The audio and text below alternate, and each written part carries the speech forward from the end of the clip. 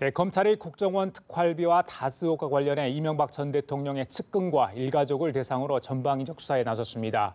한편 국민의당 안철수 대표가 통합 반대파에 대해 주말까지 입장을 정리하라며 최후 통첩을 보냈습니다.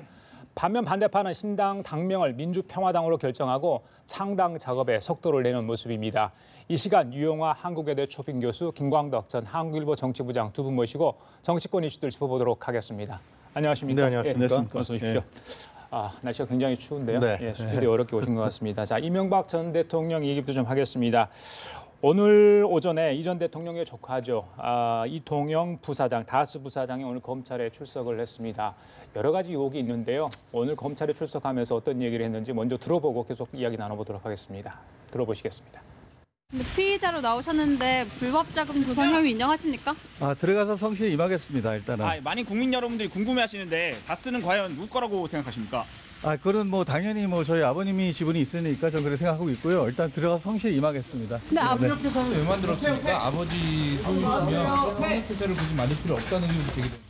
그건 들어가서 말씀드리겠습니다. 아버지가 월급 사장이라는 녹취록 나왔잖아요. 네네네. 다스는 이명박 전 대통령. 아닙니다. 죄송합니다. 부장님, 2008년 2월에 그때 MB가 네네네. 다스 들어가서 일하라고 했던데 그 말씀에 대해서 성실히 임하겠습니다. 죄송합니다. 죄송합니다. 더 해명할 수가 없으십니까? 네, 들어가서 성실히 임하겠습니다.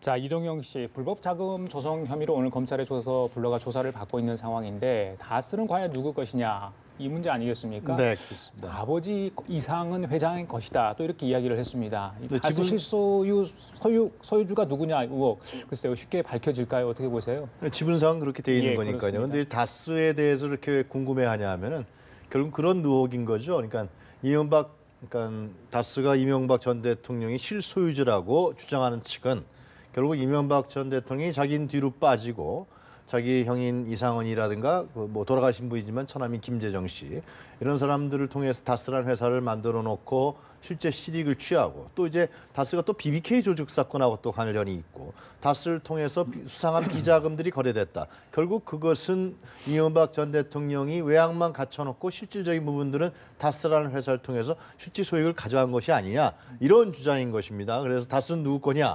또 그래서 다스의 전 관계자들이 실제로 정호영 특검 때하고 달리 최근에는 그것은 바로 이명박 전 대통령이 실소유주입니다. 다른 이야기를 이런 얘기를 계속 하고 있기 때문에 그렇기 때문에 상당히 국민들도 궁금해하고 이거에 관련된 위반 사항이 있는지 위법 사항이 있는지 이런 부분들이 아마 검찰에서 수사하고 있는 걸로 알고 있습니다. 그래요. 우리 부장님께서는 어떻게 보십니까?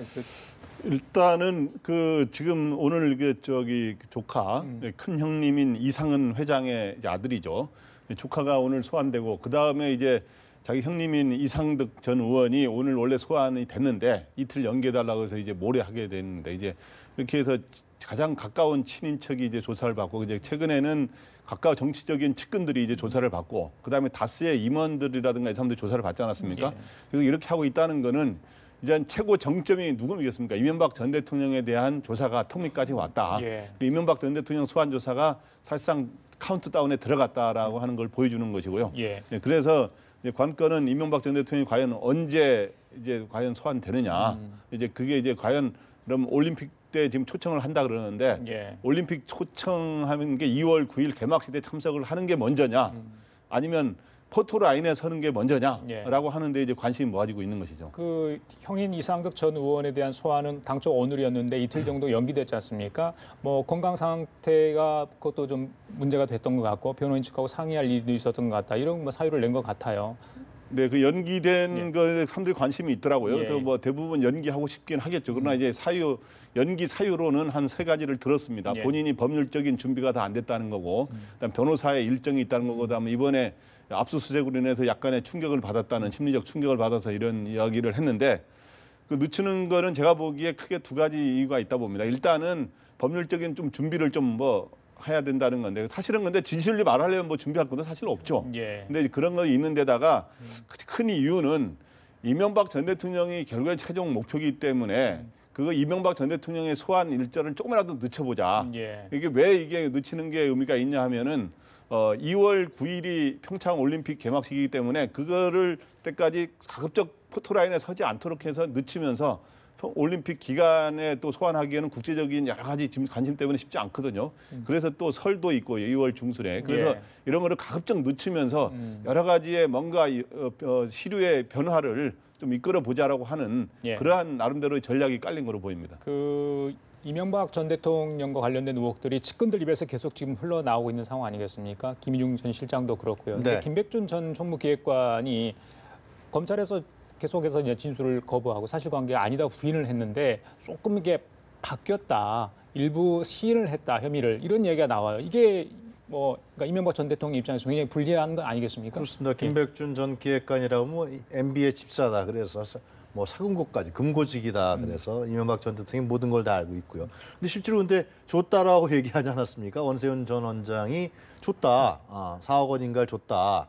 근데 그런 얘기를 했기 때문에 그러면 검찰에 들어가서 수사를 받을 때 당신 줬다 그러는데 받았느냐 안 받았느냐. 예, 예. 줬다 그러는데 그건 정치자금이라든가 국정원 자금은 빼갈 수가 없는 거죠. 그럼 그 줬는데 어디다 썼느냐. 예. 그리고 그 4억이라는 자금을 당신이 혼자서 달라 그랬느냐. 누구의 지시였냐. 그러니까 이제 언론에 나온 보도에 따르면은 그것은 바로 이명박 전 대통령이 지시해서 내가 국정원 자금을 달라 그랬다. 여기까지만 지금 언론에 알려진 건데요. 예. 그런데 결국은 제가 보기에는 김백준 전 기획관도 이제 버티지를 못하는 거죠. 예. 만약에 자기가 그걸 사익을 취했다 그러면 그건 상당히 큰 죄가 되는 거 아닙니까?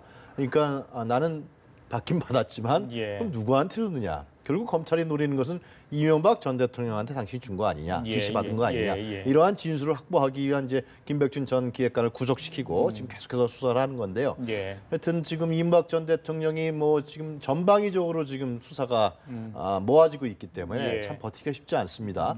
김백준 전 기획관도 그러한 흐름 속에서 이제 어떤 자백을 한 거 아니냐라는 거고 원세훈 전 원장도 상당히 어떻게 보면은 많이 이제 국정원 댓글 부분에 있어서 자기가 혼자 했다라고 했는데 그것도 지금에 와서 보면은 엄청나게 그런 일들 선거 예. 조작에 대한 문제가 있고 여론 조작에 대한 문제가 있는데 그걸 혼자서 국정원장이 했겠느냐. 예. 특히 국정원장이 대통령하고 정례적인 보고를 했다 그러는데 이런 부분까지도 사실상 다시 또 얘기가 나올 수밖에 없는 상황이에요. 예, 예. 사실상 이명박 전 대통령에 얽힌 부분은 또 박근혜 전 대통령은 국정농단인데 너무 많아요. 진짜 BBK, 다스, 뭐 국정원 문제, 예. 특활비 문제, 댓글상 것또 사이버 사령부 문제, 그 외에도 지금 뭐 사자방이라고 하는 여러 가지 또 기본적인 의혹이 있고. 예.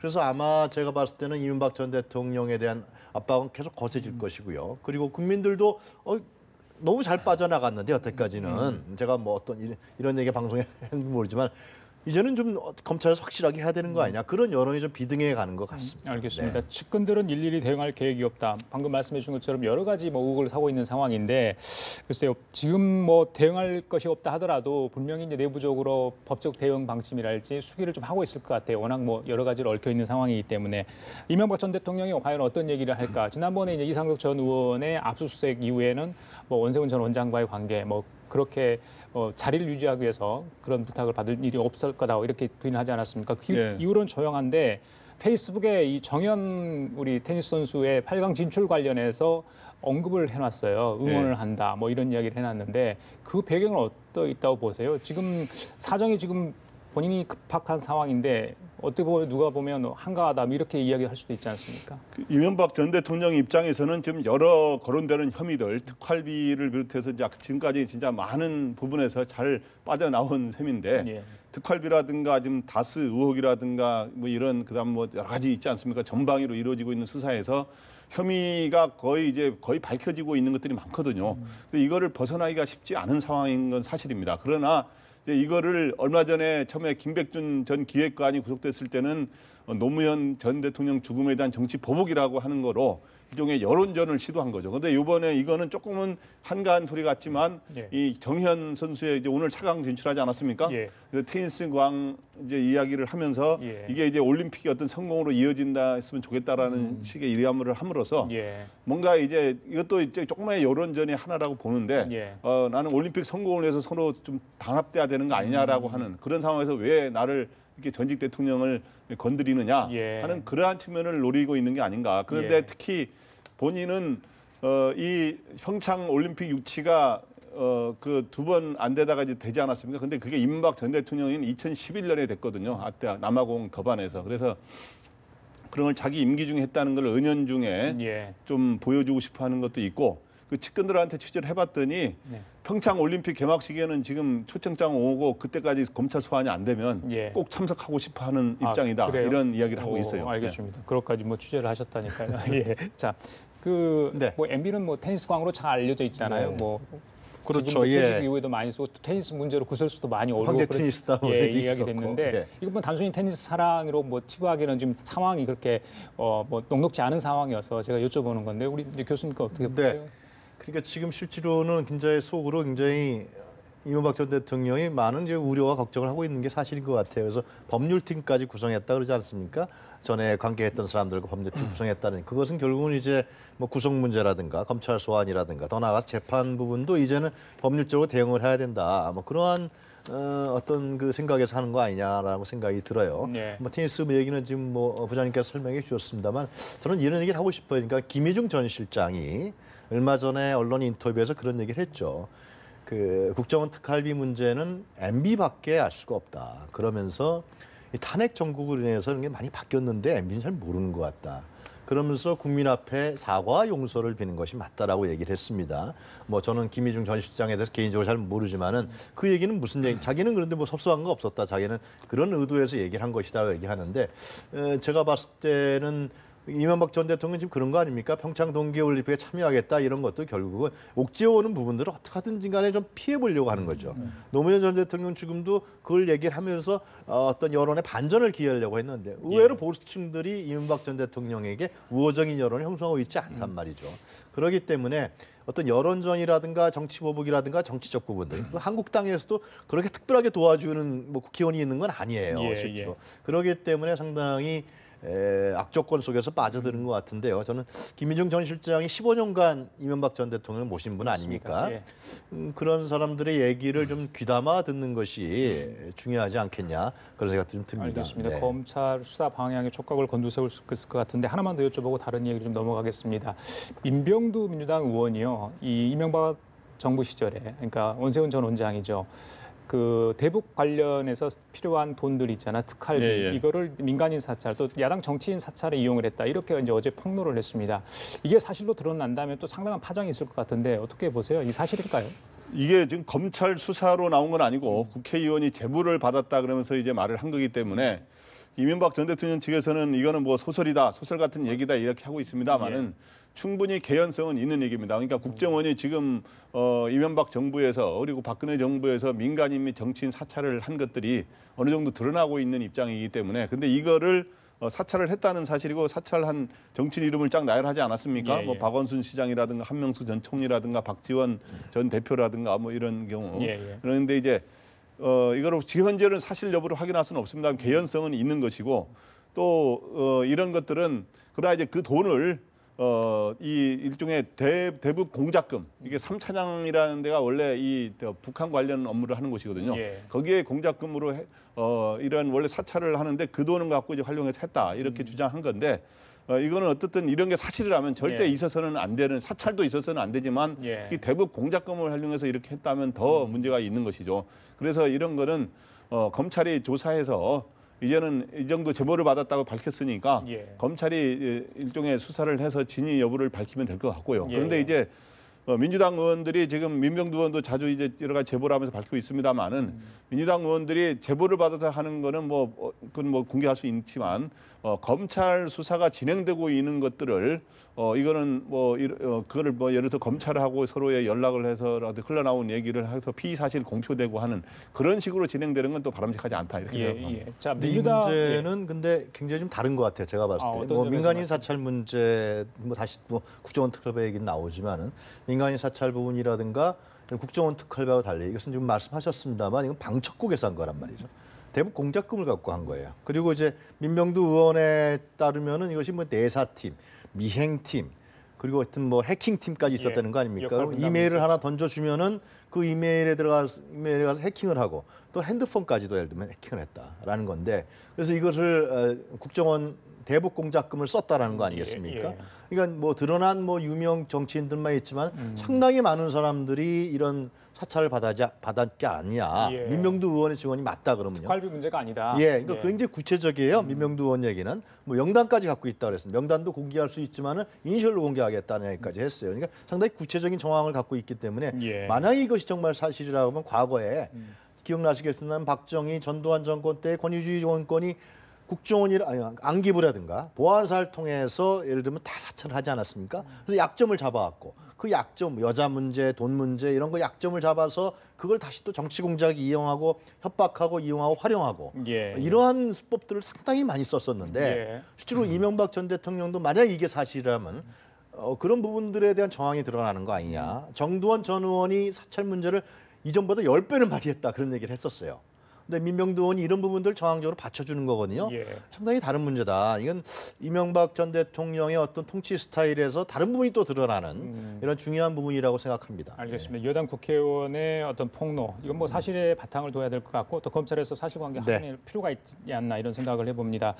자, 문재인 대통령 입장에서는 굉장히 할 일이 많고 현안도 많은 상황에서 야당 쪽에서는 이제 정치 보복이라고 주장을 하면서 굉장히 협조가 잘 안 되는 부분이 굉장히 지금 많이 노출되고 있는 상황 아니겠습니까? 어제 이제 원내대표와 청와대 회동에서 여러 가지 이야기를 했습니다. 좀 아쉽다 이런 부분도 있었고요. 그렇죠? 야당 쪽에서 서운한 기색을 그 행간에는 읽을 수 있어서 사실은.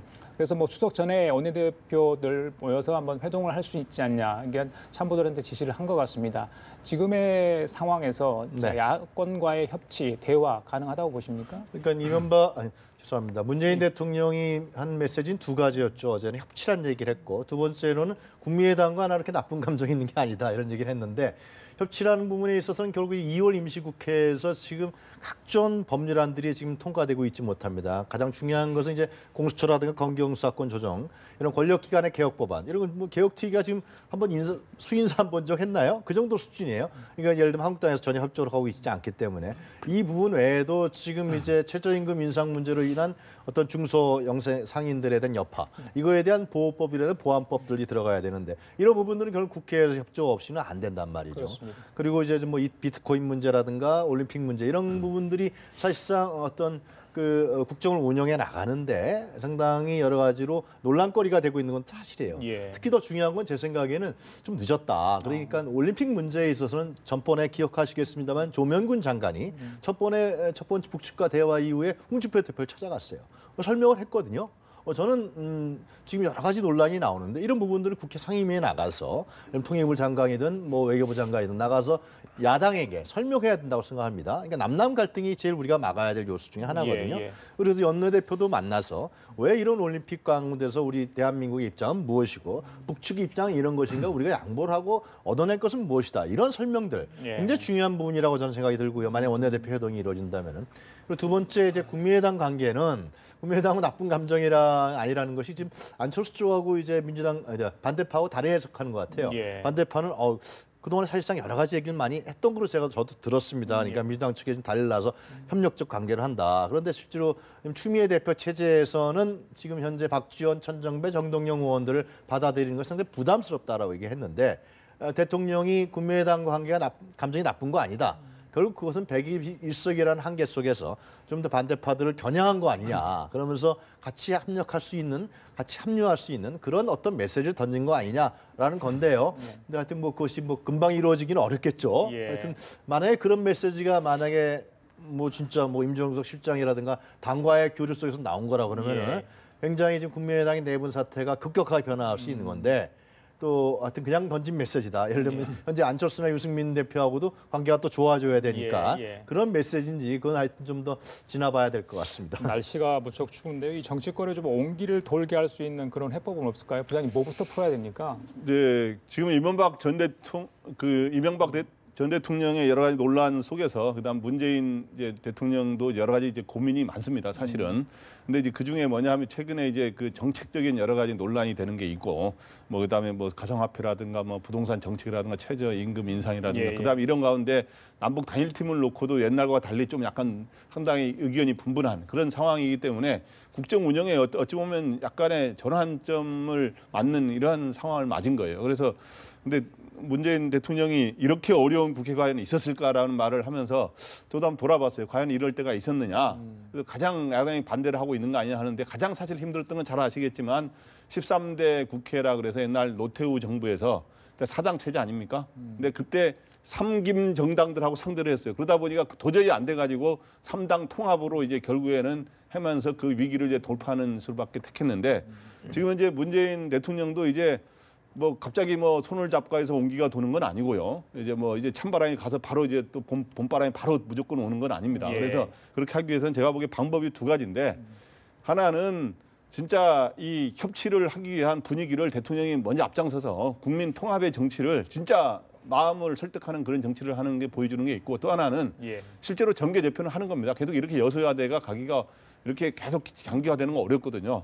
그런데 최근에 지금 정계 재편이 국민의당발 정계 재편이라는 게 사실은 불리하게 작용하고 있는 거예요. 왜냐하면 지금까지는 막판에 한국당하고 싸우다가 막판에 국민의당이 항상 도와주지 않았습니까? 그런데 이번에 국민의당이 서로 분당이 돼버리면 어떤 일이 벌어지냐면 안철수와 유승민이 만나는 이 소위 그 새로운 정당은 예를 들어서 그 정당이 32석이 넘어버리면 지금 한국당이 118석이거든요. 그럼 합쳐서 과반수가 돼버립니다. 근데 그 정당이 지금 박지원 전 대표 등이 하는 새로운 주장하는 신당은 문재인 대통령이 이끄는 민주당이 협력해줄 가능성이 높지만 만약에 그 당이 협력 안 해줘버리면 오히려 더 어려운 상황을 맞을 수가 있거든요. 그래서 이제 진짜 이제 그 어떻게 정계 재편을 하든지 예. 새로운 전환 정책적인 이런 기조의 변화를 하든지 하는 전환점이 있다고 봅니다. 예, 알겠습니다. 오늘이 문재인 대통령의 66번째 생일입니다. 고민이 클 것 같습니다. 최근 뭐 지지도 좀 떨어져가지고 네. 예, 더 기쁘지만 않은 생일날이 아닐까 이런 뭐 생일이 아닐까 생각을 해보고요. 국민의당 뭐 잠깐 이야기하셨으니까 좀 듣고 가겠습니다. 네. 국민의당하고 지금 바른정당 전당대회도 얼마 남지 않은 상황이고요. 최후 통첩을 했어요. 주말까지 반대파에 대한 의견 이야기. 또 반대파 쪽에서는 마지막 우총을 좀 하자. 이런 와중에 또 반대파 쪽에서는 개혁신당 관련해서 당면까지 새로 짓고. 네, 민주평화당. 예, 그렇죠. 뭐 예전에 많이 듣던 이름하고 좀 비슷합니다만 네. 어떻게 보십니까 지금 상황에 대해서? 민주평화당이라는 과거 DJ가 이제 평민당을 연상시키는 그런 거로 이제 진 것 같은데요. 이제 국민의당에서의 통합 찬성파하고 반대파는 나눠지는 일만 남아 있습니다. 이미 다 건넜어요. 건넜고. 중요한 것은 지금의 이제 정계 개편 말씀하셨지만은 국회 의석수에 있어서 누가 더 많이 가져가냐 싸움이 남아 있는 겁니다. 예를 들면 35석을 가져가느냐 아니면 이쪽에서 20석을 진짜 채우느냐. 근데 실제로 지금 개혁신당 추진위원회 명단 올린 사람이 비례대표 3명을 빼고 15명이라는 거 아닙니까? 근데 박주선 부의장은 아직도 좀 불투명한 태도를 보이고 있는 것 같은데 만약에 근데 그리고 또 이제 반대파 입장에 봤을 때는 20석을 채워야 되는데 정의당에서는 뭐 사랑 없는 통합은 안 된다고 또 이제 얘기하는 것 같고 그러니까 나갔을 때 어떻게 할 것이냐 가장 중요한 것이죠. 가능한 한 많이 끌어내는 측면이 있는 것이고 예. 예를 들면 전당대회를 방해하지 않을 테니까 합의위원회에서 비례대표를 뭐 출당시켜달라 뭐 이런 식의 어떤 타협안도 제시하는 것 같은데 결국은 의석수를 얼마나 가져가느냐. 예. 그 통합 찬성파에서는 중도층들, 중도파들, 박주선, 뭐 주승용, 김동철 이런 사람들을 어떻게 끌어오느냐. 이 싸움이 아주 치열하게 벌어지는 막판의 예. 전쟁인 것 같습니다. 예, 예. 근데 결국은 그러나 이제 하나 제가 이제 코멘트할 수밖에 없는 것은 안철수 대표가 이제 중도 표방하고 중도 개혁 정당이라 그랬는데 결국은 지금의 이런 반대 통합의 분열 과정 속에서 뭔가 좀 협상하고 타협하고 제3정당으로서의 어떤 중도적 이미지보다도 뭔가 힘 대결로 가는 거 아니겠어요? 결국은 예. 뭐 양측의 책임이 있겠습니다만은 힘 대결로 가면서 세대결 그러면서 어떻게 보면 중도가 갖고 있는 어떤 그런 통합이라든가 어떤 협력하는 이미지 이런 부분들은 상당히 안철수 대표한테는 없어져가고 있다 그렇게 지적할 그래요. 수밖에 없을 것 알겠습니다. 같습니다. 부장님 전반적으로 어떻게 보십니까? 일단 지금 국민의당이 일종의 분당으로 갈 경우에 지금 현재 거의 루비콘강을 건넜다고 볼 수 있는데 그렇죠. 그러면은 두 국민의당 통합파와 반통합파가 이끄는 새로운 신당이 어느 쪽이 잘 될 거냐 이게 좀 많이 궁금한 거 아닙니까? 그런데 제가 보기에 지금 현재 반통합파가 이끄는 거는 이제 당면까지 정한 민주평화당이라고 옛날에 김대중 전 대통령이 이끌었던 평화민주당의 이름을 살짝 바꾼 겁니다. 예. 그 정신, DJ 정신을 이어받겠다고 하는 이런 건데 제가 보기에 이렇게 될 거로 보입니다. 그러니까 호남에서는 이러한 DJ에 대한 향수를 불러일으키고 이렇게 하면서 오히려 지방선거에서 계속 호남이 지금 선거 때마다 지금 현재 김대중 전 대통령이 정계를 떠난 뒤에는 계속 새로운 선택을 하고 있거든요. 그렇기 때문에 지방선거에서 오히려 이렇게 하는 게 유리할 수도 있다고 하는 거를 반통합파들이 생각할 가능성이 있습니다. 그래서 지방선거에서 호남에서 과연 선전할 수 있을지 이게 변수가 될 것 같고요. 근데 전국적으로는 아무래도 안철수, 유승민 대표가 힘을 모은 당이 아무래도 이 반통합파가 이끄는 당보다는 유리할 텐데 그러나 그 당도 과연 성공할지 여부는 어디서 달렸냐 하면 과연 수도권에서 한국당하고 대등한 게임을 하든지 그걸 혹시 2, 3등 게임에서 누가 앞서느냐. 영남에서는 제가 보기에 한국당이 앞설 거로 보입니다만은 수도권에서 지금 수도권 여론조사상으로만 보면 한국당하고 상당히 접전을 벌이는 거로 나오고 있거든요. 오히려 이 안철수, 유승민 당이 앞서는 거로 나온 조사도 있기 때문에 과연 수도권에서 그렇게 비전을 보여줄 수 있느냐 그게 관건인 거로 보입니다. 이번 주에 창당 발기인대회를 반대파에서 합니다. 이번 주가 좀 분수령이 될 것 같네요. 자, 지금까지 유용하 한국외대 미네르바 교양대학 초빙 교수 김광덕 전 한국일보 정치부장이었습니다. 감사합니다.